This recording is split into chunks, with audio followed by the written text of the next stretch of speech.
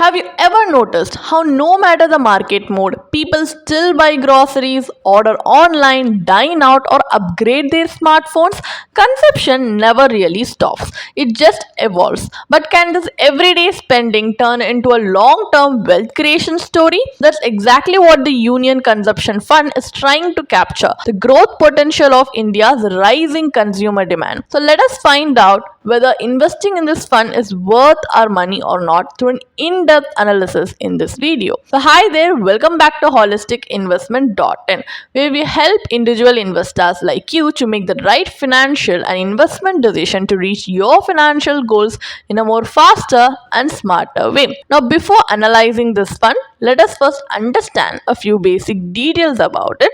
So, as an NFO, it opens on 1st December 2025 and closes on 15th December 2025. So, some of the key features of the fund are: this is an open-ended fund type which belongs to the category of equity thematic consumption, and it has Nifty India Consumption TRI as its benchmark index, and there will be an exit load of 1% which will be charged if it is redeemed within 1 year. So, there is no entry load. So, the minimum investment amount required to invest in this fund is 1000 rupees. So the fund managers of this fund are Mr. Vinod Malviya and Mr. Sanjay Bembalkar, and according to the riskometer, the risk involved in this fund is very high.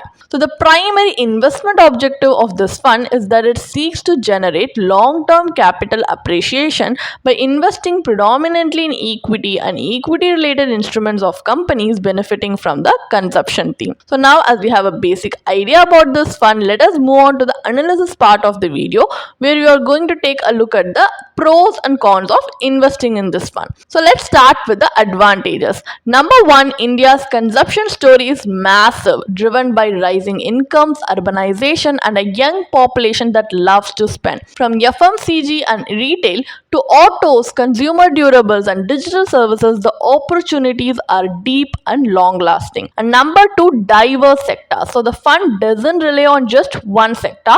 It can tap into multiple consumption driven industries like banking, telecom, travel, and e-commerce, offering diversification within the theme itself. And number three, this isn't a short term trend.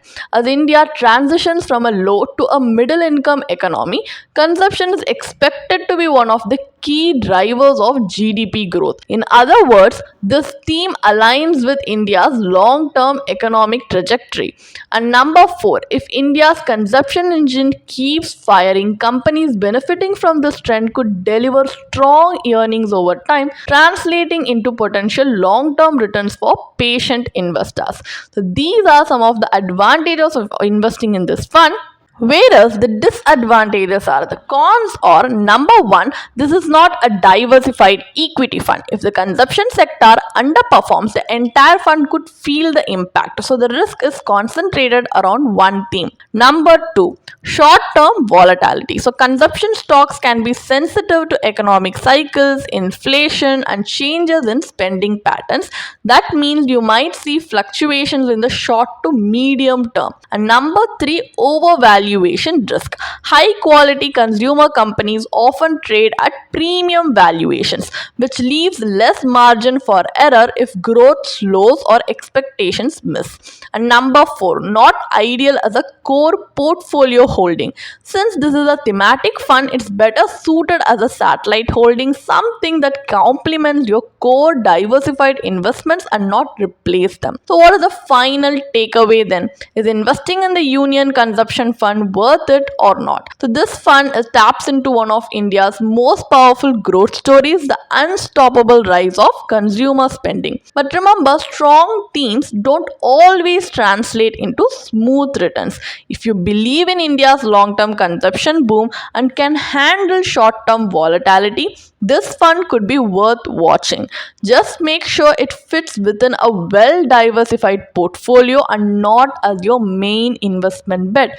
After all, trends can change, but smart investing is about balance, not excitement. So our personal recommendation is that if you're a first-time investor or even a conservative investor willing to not take a lot of risk, then you should definitely avoid investing in a thematic, especially an NFO like this. But if you do want to invest in a similar theme like this, you can invest in other similar existing thematic funds available with a track record of at least 7 to 10 years, where you would be able to analyze how it has performed in the highs and lows across all market cycles and be able to take a calculated risk. But here, without proper portfolio and research, investment here is blind risk. So if you're looking for funds to your core portfolio, remember, even for a seasoned investor, it is hard to predict when to enter and exit from a thematic fund.